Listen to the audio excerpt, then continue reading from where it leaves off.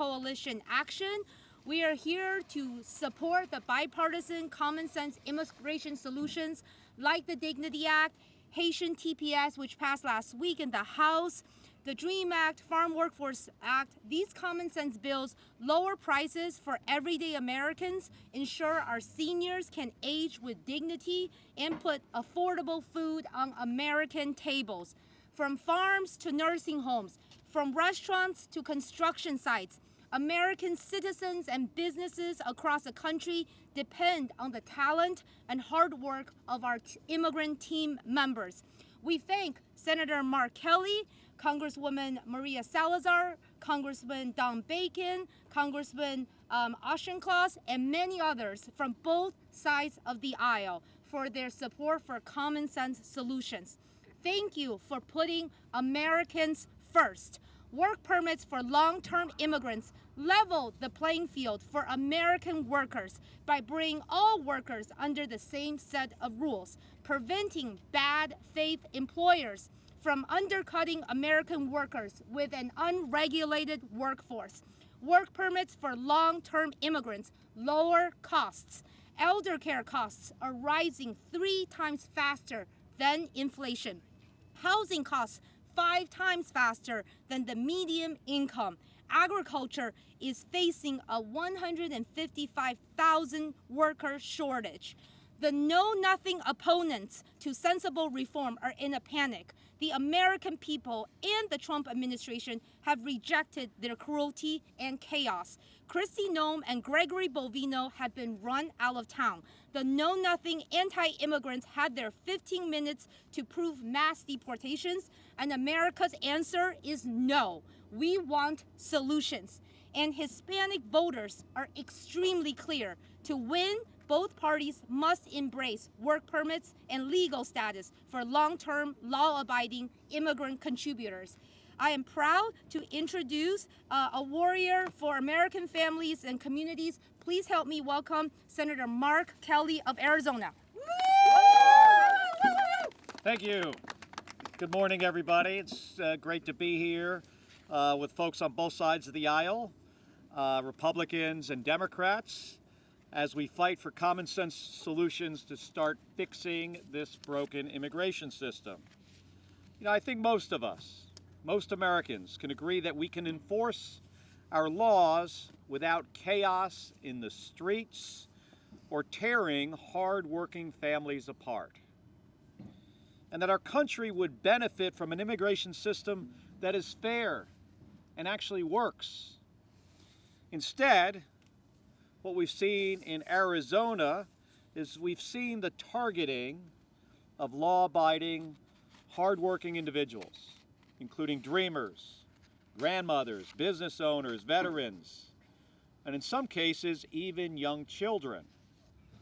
Last year, I visited the ICE detention center in Florence, Arizona, and I met a couple of the detainees, and one of them really stood out.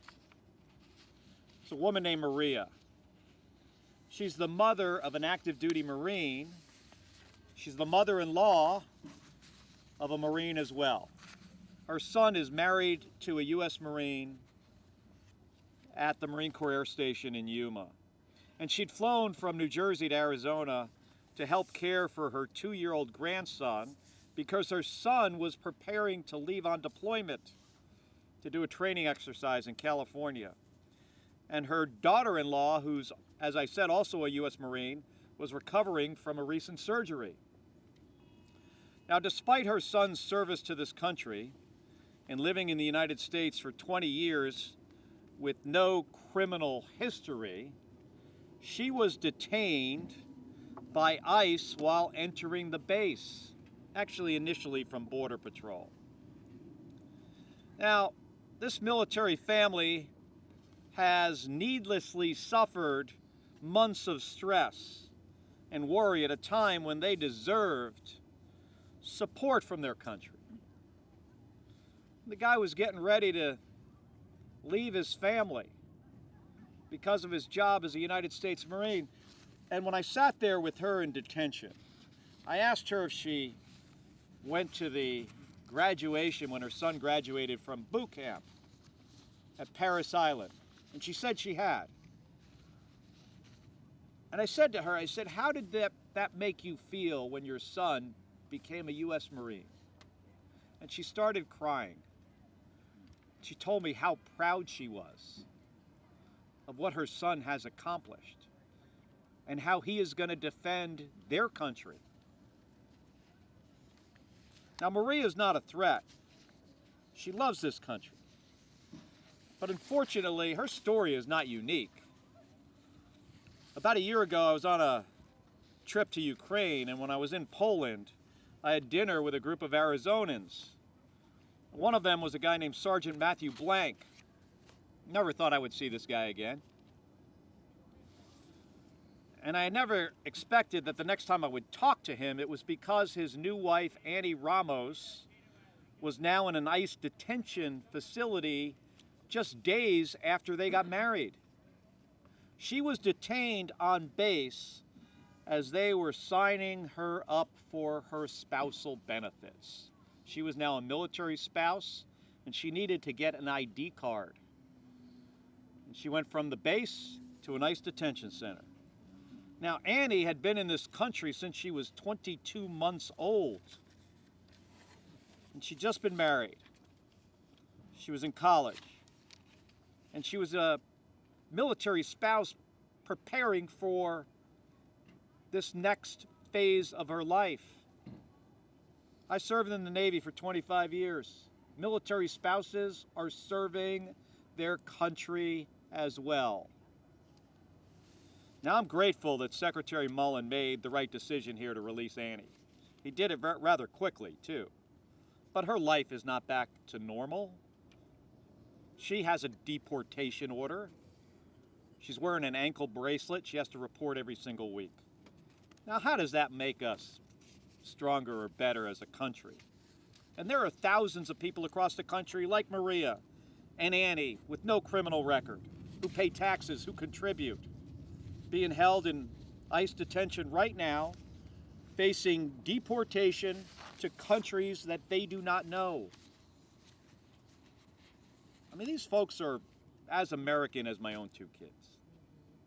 In what world does it make sense to focus time and resources chasing down and holding people like them rather than chasing down criminals? This is their home. The contributions they make to our communities make our economy and our country stronger. They know that. We all know that. But it takes some courage to change the law of our countries to reflect that. Hey, America, we are a nation of immigrants. We're also a nation of laws, and we're fully capable of honoring both. We can build an immigration system where people like Maria and Annie have a pathway to staying here without the constant fear of detention and deportation. That kind of progress will take a bipartisan effort, but it is absolutely within reach, and it is absolutely worth fighting for. Thank you very much, everybody. Thank you so much for your powerful words, Senator, and I'm proud to introduce the author of the Dignity Act, Congresswoman Maria Salazar. Thank you. Thanks to all of you, and thank you to the news media for being here and continue covering this very important topic, immigration, and to APIC for always putting this together, Senator for being here with us and my other colleagues. As the Senator said, this is not a Republican or a Democrat topic. This is an American issue that could be very well bipartisan. As you know, this national conversation has started. The Dignity Act, a bipartisan effort written by yours truly and co-sponsored by Veronica Escobar on the Democratic side, is the solution that the Americans are looking for. Immigration, unfortunately, is the most toxic topic in the country. But nonetheless, it's been a 40-year problem that someone has to fix. So I'm going to start with what I've always said, which is that our president, President Trump, could be for immigration what Lincoln was for slavery and Reagan was for communism. He is the man who can fix the problem by signing the Dignity Act. Why the Dignity Act? Because it's the only vehicle right now in Congress, is the only, in the United States Congress and Senate, the only piece of legislation that could give some type of response, some type of answer, some type of solution to what has been a 40-year problem.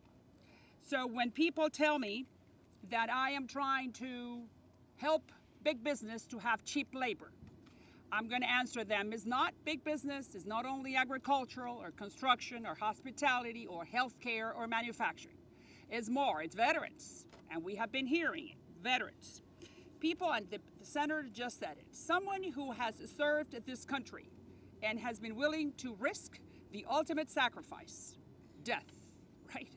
That person is going to come back, if that person is married, that veteran or that soldier is married to a person who has no legal status, then he may lose his marriage because our system doesn't provide any type of security for that person. So just think, you serve your country, you're a soldier, you're in the military, you come back, your house, your wife or your husband has been deported. That is happening right now. And that's why the American Legion is with the dignity law, the dignity legislation. You fought for America. You helped us stay secured. We have to fight for you. That has nothing to do with big business. Number two, who else? The farmers, people in the dairy business. We all like milk, right? Well, there are 150,000 jobs available in agriculture right now.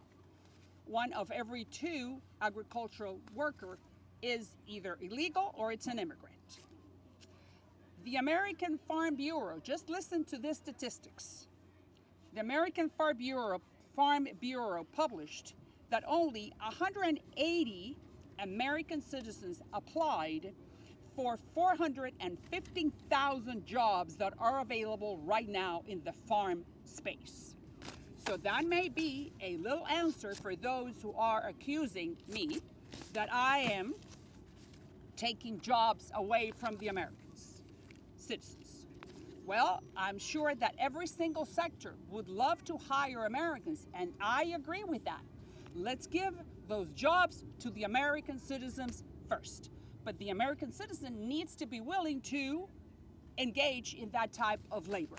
So that, once again, the American Farm Bureau, 182 applicants for 415,000 jobs available. That's the statistics, and math does not lie. So what is the concern? Is that if we do not have food security, prices are going to go up. If we don't have those hands on the fields, on the agricultural sector, we may not have food by Friday. And Americans want affordability, and they want affordable vegetables and fruits because we are used to that. That is what we're risking if we do not find an immigration solution in the near future. On top of that, mixed status families. The Dignity Act helps those Americans who have been married for 20 to 30 years to people who do not have a status. Love has no boundaries. You fell in love with somebody who does not have papers. Okay, well, I'm not gonna marry you because, you are not legal. But my heart is with you. Maybe it's not convenient to marry you, but I love you and I wanna be with you. That's the case of millions, almost 2.5 million families right now are mixed status. What does that mean? That one is illegal and the other one is illegal. And those people have been feeling the effects of our immigration system or immigration decisions in the last year. And the example is Angela. No criminal record, 7 months detained your husband, a guy who has no criminal record, and you have been here and has been here for 30 years. I am the first one who, if you are an illegal and you have a criminal record, you have no chance with me. Dignity does not protect you. Dignity doesn't give you anything. On the contrary, it has very stiff penalties for those who have criminal record or for those who have tried to come back into the country legally if they have a criminal record. I'm talking about people like her husband. That's the American way. You don't have to be a Republican, Democrat, or Independent to understand what I'm saying. You have to be American and you have to be someone who cares about the country. 1 in every 5 mixed status families are already separated. And we're talking about not someone who married you yesterday because it was convenient to just get the green card. I'm talking about people who have marriages of 20 to 30 years. And most of them, 75% of them, have American children. So I'm with you. And I'm fighting for you. And I'm sure it has to be very hard. Very hard. Not only people like her, but going to church. Yes. Thank you. Of course. That's why they elected me in Miami, to come and do something, right? And be honorable and be American. Because this is the American way of doing business. Being benevolent, being good, being noble. That's who we are as Americans in the eyes of the world. Why do you think that we could be negotiating with Iran right now, the Ayatollahs who only want to harm Israel? Because we have that moral stature. Because the White House can't do that. No other country can do that. So then in the same fashion that we are trying to save the Middle East, we need to be saving families like her. It's our duty. On top of that, faith leaders. How could it be that in this country, 30% of attendance in some of the Hispanic churches has gone down, 30 to 35%? Not because faith is dwindling, it's because people are full of fear. Come on. We're a Judeo-Christian nation. We got to protect that. But right now, fear is just penetrating that community. And finally, manufacturers. I don't know anyone in the manufacturing world, but I do know that the National Association of Manufacturers decided to do a public press conference to support dignity. Why? Because there are 400,000 jobs available in the manufacturing sector. Manufacturing is 10% of the economy. The guy who's heading the CEO and the chairman of the board of the National Association of Manufacturers is saying that if we do not fill those jobs by 2033, we're talking about less than 10 years from now, we're going to have 2 million jobs available, and it's going to cost the economy of this country $1 trillion. If we want to continue being the #1 military in the world, we need to continue being the #1 economy in the world. And if we do not have hands to make that economy grow, I'm not sure how we're going to do that. So it's the veterans, it's the mixed family, it's the agricultural, construction, hospitality, it's everything. So dignity is not an immigration legislation. Dignity is an economic and national security legislation, so we'll cover and we'll protect every single American, regardless of their political affiliation.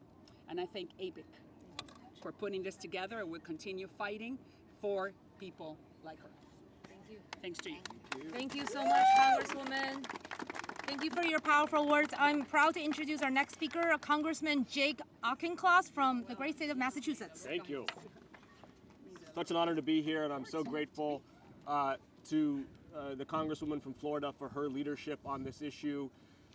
She and I may disagree on Donald Trump's chances of being in a pantheon with Lincoln or Reagan, but we are going to strongly agree that the path forward to fixing our toxic politics in this country starts with immigration. If we can get immigration right in Congress, it unlocks so many other opportunities for us to demonstrate to the American public that our politics doesn't have to be vicious tribalism. It can actually be solutions-oriented and productive. I think too often Americans, particularly with immigration, see a caricature of ideology in the debate. They rejected open border policies in the years after COVID, and they are rejecting paramilitary policies in the last year. They are crying out for a middle way. They are crying out for common sense, for compassion, and for constructive solutions. And that is what Dignity Act does. It secures the border. It creates a rational, economically productive, compassionate set of policies for how new Americans can come to this country. And then for those who are already here, it creates a pathway to legal certainty that is rules-oriented and that is fair. And as I speak to my constituents in Massachusetts, as I talk to my colleagues who represent large constituencies of those without documentation or those in mixed families, as the Congresswoman was saying, over and over again we hear that legal certainty is the floor. Individuals need to know that they can take their kids to school, that they can go to work, that they can go to church, that they can go to the hospital without living in fear. Because if being American, if living in America means anything, it means that you should be free from fear, fundamentally. So I'm a co-lead of Dignity Act this Congress. I was a co-lead of Dignity Act last Congress because I want to demonstrate to the American public that we can solve problems in Congress and that we can solve the hardest problem of all, which is immigration reform. Thank you. Thank you so much. Thank you so much, Congressman. And I'm proud to introduce Congressman Don Bacon from the great state of Nebraska. Woo! My comments are going to be brief, but I agree wholeheartedly with my colleague from Massachusetts and my colleague from Miami here. This bill, she's worked so hard on this. I've watched it for years, her working on this bill. She's tried to balance smartly all the requirements, all the issues, and find a smart, common sense approach. I think she's done a brilliant job. And if you don't like it, put an amendment on the floor. We'll tweet. I mean, work with us, right? We're not. It's not take it or leave it, but this is a smart bill, and I think it's smart when it comes to folks who have been here 5 years. They're working. They have families. They otherwise have had no criminal record, but they're producing for America, but also works for America. I got to tell you, I talked to so many employers in Omaha, and they can't find workers right now. But you got a minority, and they're very loud. And I became with you. They come off to me like they hate immigration. And we had a party like that called the Know Nothing Party in the 1850s, right? And some of these guys would fit right in there, if you ask me. Here's the thing they don't deal with. Without immigration, we have a 1.7 birth rate. That means we have a declining workforce. We have an aging workforce, less people working to pay for people on Social Security, Medicare. You can't grow your companies. It's bad for America. It's bad economics 101, right? We're going after decency that Americans expect, but we're also doing what's smart for this country. And I think this bill balances that. Now, you're going to hear amnesty. They're throwing it out there all the time. And they think, because it's worked 20, 30 years ago. It shuts people up. But it's not going to work right now on this bill. Because this bill, people stay here, they've been here longer than 5 years, they're working, they don't have any other criminal record. They are going to be fined, and they're going to get permanent status, but they're not going to become citizens. Perhaps their kids will be, yes.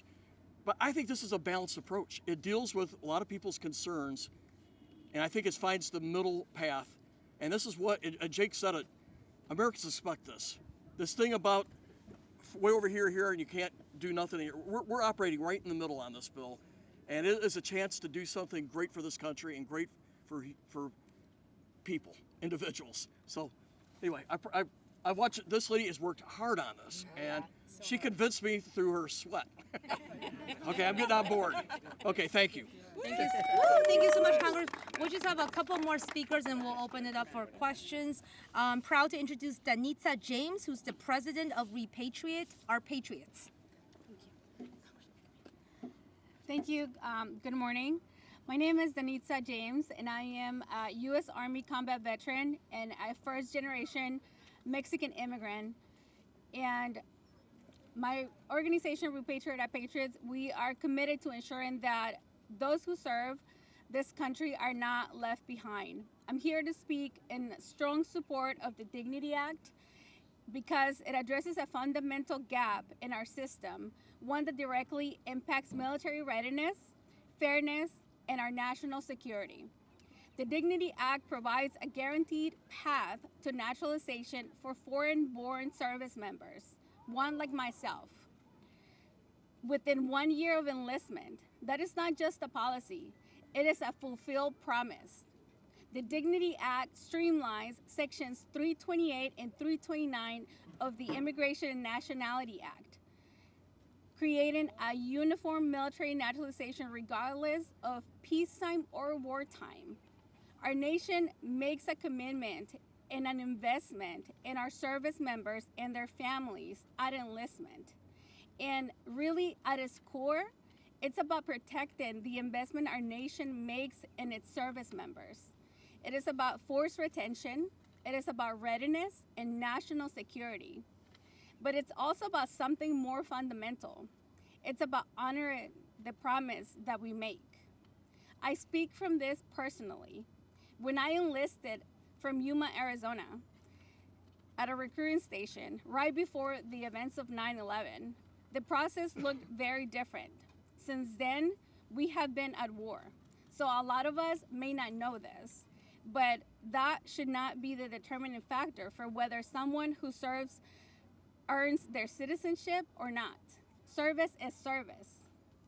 When we make the decision to join the military, to protect and defend our Constitution against all enemies, foreign and domestic, to give our lives for the country that has welcomed us and has made us part of the cloth that makes this country great, we are ready to do so at any time and anywhere, not just during periods of conflict. And therefore, the least that service members and military families deserve, they need to know that our government has their back too. Because honor and service should not be conditional. And citizenship for those willing to defend this nation should never be uncertain. Thank you. Woo! Thank you so much, Danitza, and thank you so much for your service. Our next speaker is Angela Della Valle from American Families United to share her story. Go ahead, Angela. You got it. You got it.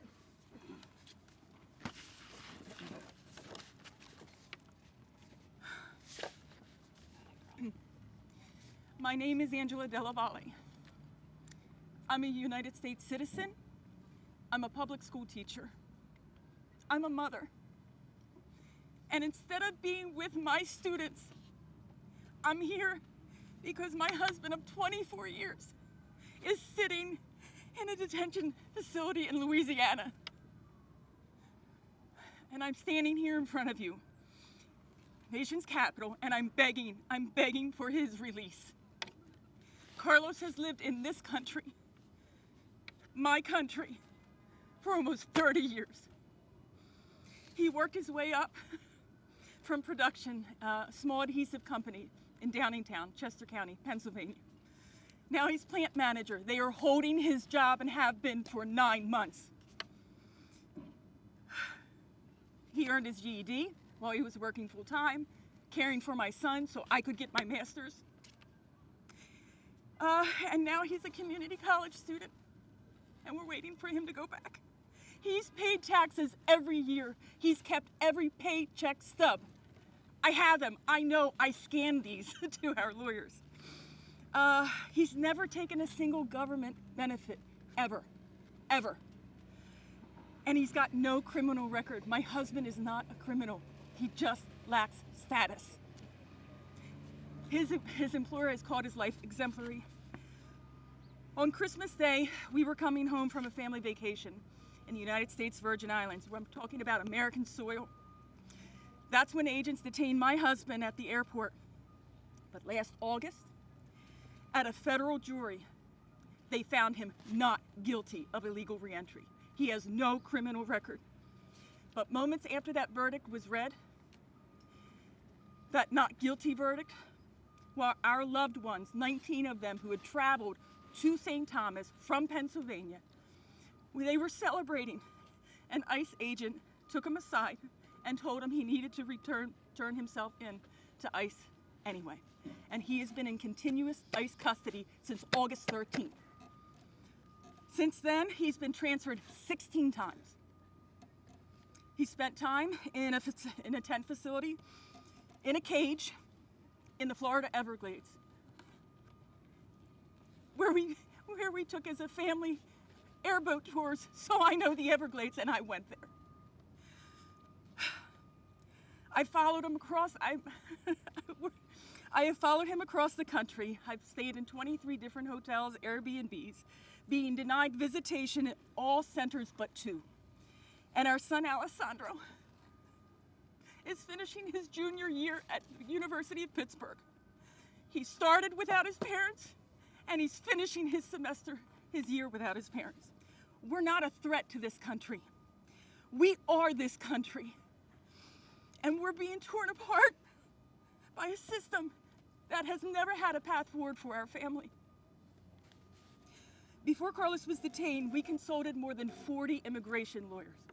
Pennsylvania, New York, New Jersey, Delaware, all throughout the country. And it was like a joke. Like, we'd go do our taxes and then we'd see 2 immigration attorneys, but it was always the same answer. Every single one told us the same thing: wait for reform, be patient. There is no legal pathway for a family like ours. Not because we didn't try, but because Congress never built one. So that's why I'm here, first of all, to give gratitude. I'm in awe. Okay. Yeah, so again, please, legislators, you work for us. This is what the American people want overwhelmingly: common sense. The Dignity Act provides that. That creates a legal process for families like mine. American families shouldn't have to choose between the country we love and their spouse. American children should not lose a parent or both. And that's not a border security issue. This is family destruction. I'm living it. I'm witnessing it. ICE has the discretion to release Carlos now. While his appeals, he has 2 appeals before the Board of Immigration Appeals. He's not a threat for security. He just wants to stay. He's not a risk flight or a flight risk. He's got no passport. He willingly turned it in to ICE. He voluntarily turned himself into ICE after being declared not guilty. He peacefully chose not to walk the 3 steps at the border in Brownsville over the Matamoras because he wanted to stay. It's the only thing that's keeping us here is the love of this country that we love so much. He's done everything right, and we love this country. We just want to go home to our son in Chester County, cut grass, cook dinner. I'm asking ICE to bring my husband home. What's happening to my family should not be happening in America. I'm a U.S. citizen, and that's not enough because we need the Dignity Act now. We've spent decades working, contributing, building a life, and it's so deeply woven into the community. His absence is felt by hundreds and hundreds and hundreds of our friends, family, and oh gosh, thank you so much, and thank you. So Now, you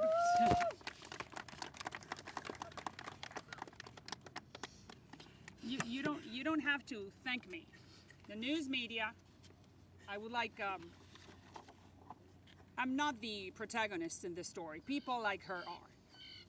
She just said it, that Congress needs to act. This is not the American way of doing politics or doing business or doing immigration. That's why we're here trying to fix it. And to our critics, the people who say that I'm willing to give amnesty. Amnesty is a very big word with no definition. Amnesty could be anything. So for me, amnesty is what the illegals have right now. Free roads, free schools, free hospitals. To your husband, in the Dignity Act, he will never be an American. I am sure that he is okay with going back home, having the dignity status, being married to an American, having American kids, continue paying taxes, no federal programs. That is what the Dignity Act is going to offer your husband, and I am sure that he's going to be okay with it, along with many millions of others who do not have a criminal record. The Dignity Act, for my critics, once again, is not amnesty. I am against amnesty. Amnesty is what's happening right now. Amnesty is not dignity. Dignity is in the middle. This is good for the Democrats. This is good for the Republicans. No criminal record, never a path to citizenship, never a path to citizenship because they broke the law. Okay, They're going to pay a fine of $7,000. They're going to pay 1% of their salary for the next 7 years. They're not going to have any type of availability, or they're not going to be able to get Medicare, Medicaid, Social Security, food stamps, no federal programs. They would have to every so often come back and reapply for the dignity status. That is the American way of doing business. We're not rewarding them with citizenship. We're making them pay for their faults and their mistakes, but we're gonna let them stay like your husband to continue living and continue fostering his family, the family that he has with you and with another 2.5 million Americans who have mixed status families. Hey, what's wrong with that? I would like my critics to tell me what's wrong with her story. How can we then fix it? How can we give her some type of answer to her problems if it's not dignity? I am more than happy to hear those critics' responses. What do we do with her case and with another 2.5 million mixed families who do not have a criminal record, who have been paying taxes, who have been contributing to the economy, who have American children, who are married to American citizens? What do we do? What do we say to the veterans that just because they didn't fill out the right papers, but they went to fight for us? What do we say to them when they come back, or because they did not have the proper documentation, they're being deported? That's not the American way of doing business. And I welcome my critics to tell me, how do we do it then? We just need to find a solution. If it's not dignity, you tell me what it is, and I'm more than willing to work with you. Thank you.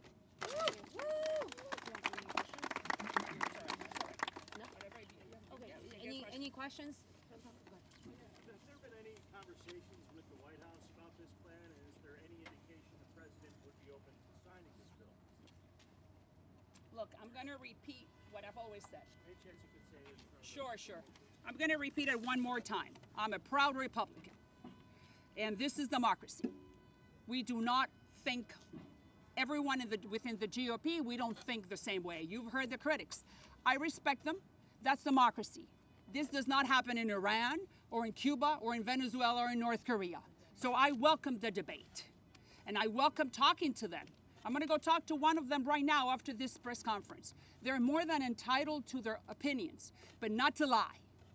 Dignity is facts. I just said it. No path to citizenship, no amnesty, no federal programs. You got to pay for your crime. You got to pay $7,000. You have to give 1% of your salary, and all you get is to stay. All you get is to stay in the country, pay taxes, buy homes, help the economy, and go back home for Christmas if you want to. That's it. And you know what? They are okay with it.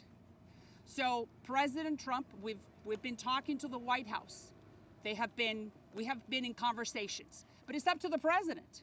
The president is a very smart guy. He comes from hospitality and from construction. Do I have to tell him that those people are needed in those key factors, those 5 sectors: construction, hospitality, agricultural, healthcare, and manufacturing? This is an economic bill. I'm trying to give those sectors and the economy a stable labor force. And on top of that, solve problems like hers and the veterans, the faith-based community. So we're just waiting for the president. He is the man, period.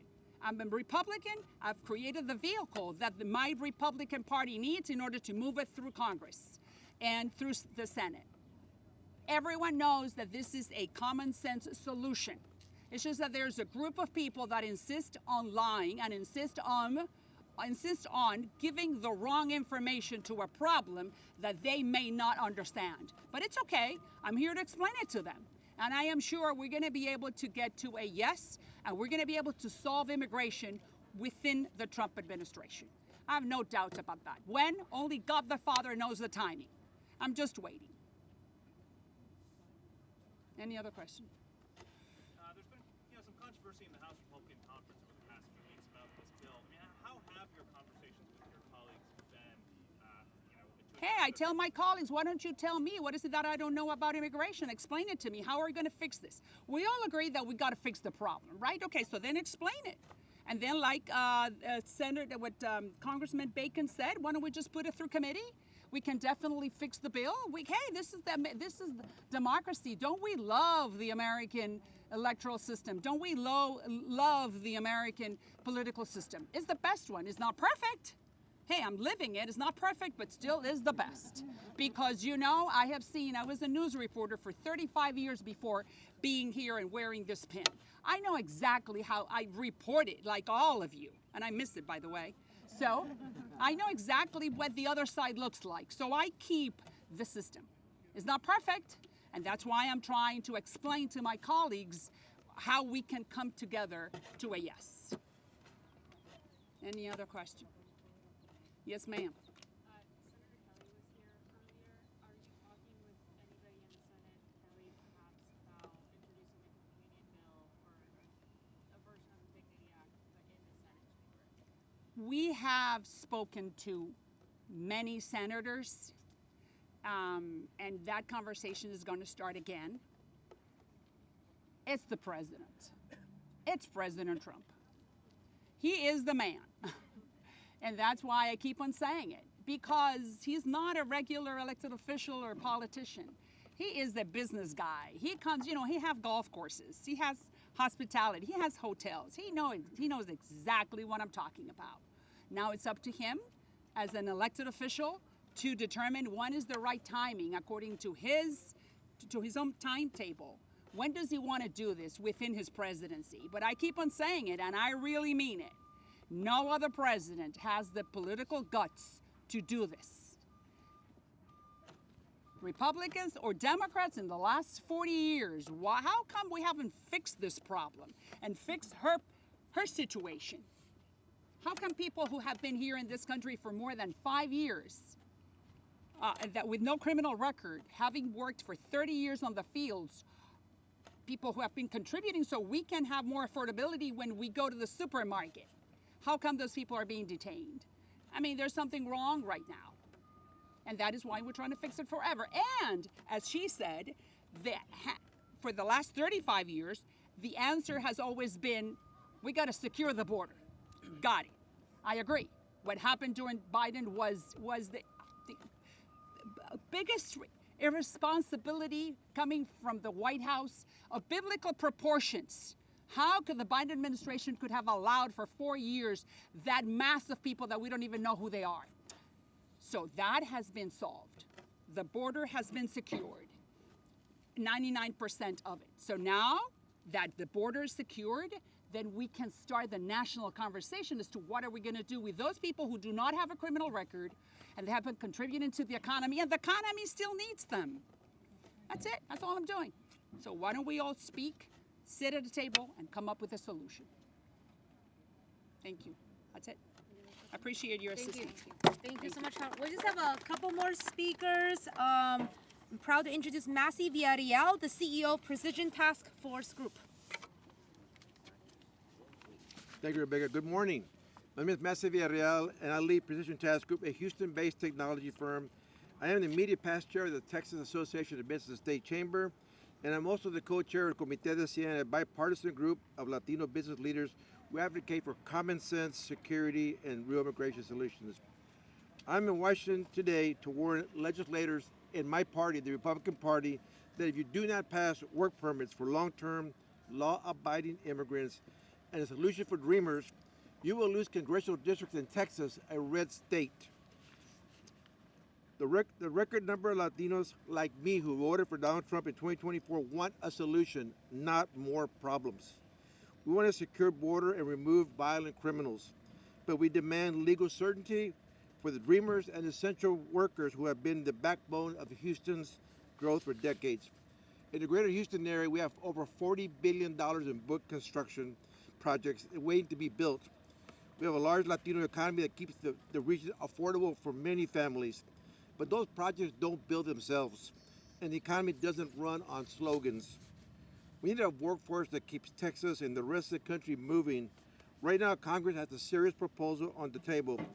Legislation like the Dignity Act is not a handout. It is accountability. It balances border security with reality of our 2026 workforce. It requires criminal background checks and restitution. It is fully paid by fees and not taxpayers. and is projected to actually reduce the national debt.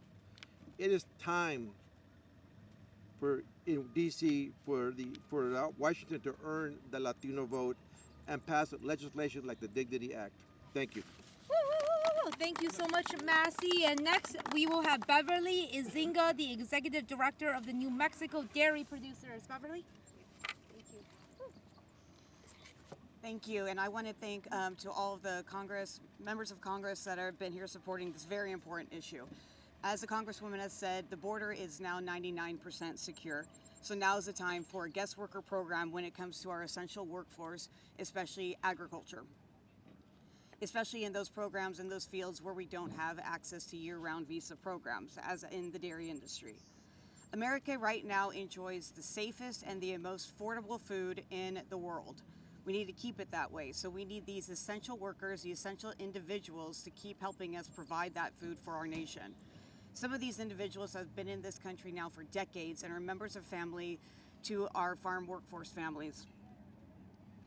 So right now we need a program that provides legal status for them that are currently here working hard to supply that food to the country, as well as an access to a future workforce program and visas for them as well.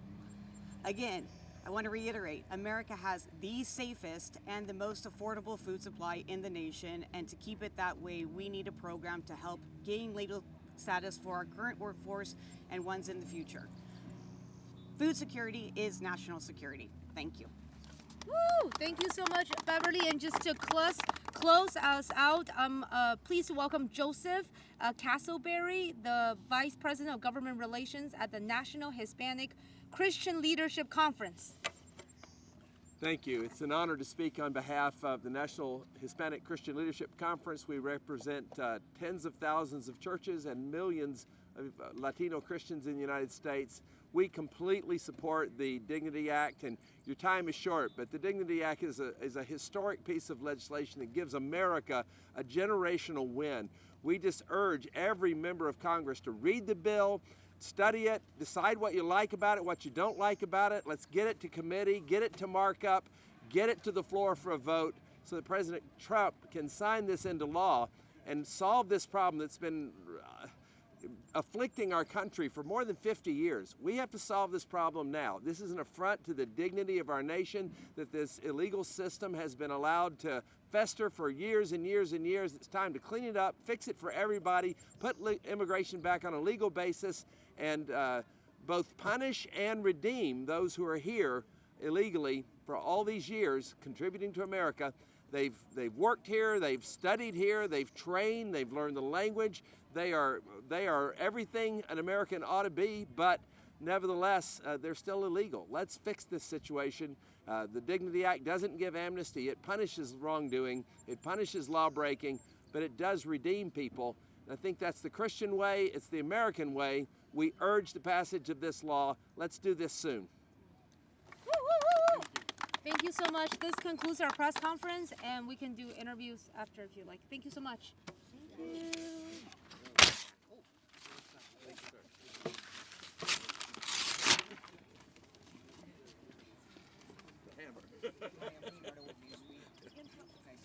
Where are you going? I didn't even know. I was taking a look. I got 10 minutes to get there. I know we've got one of them together at least. I will see you later today. But thank you. I'm a pleasure. There you go. Oh gosh, I don't know where to start. I'm so sorry. You are so I attached like oh a my god! thing. I almost just took that with me. Thank you.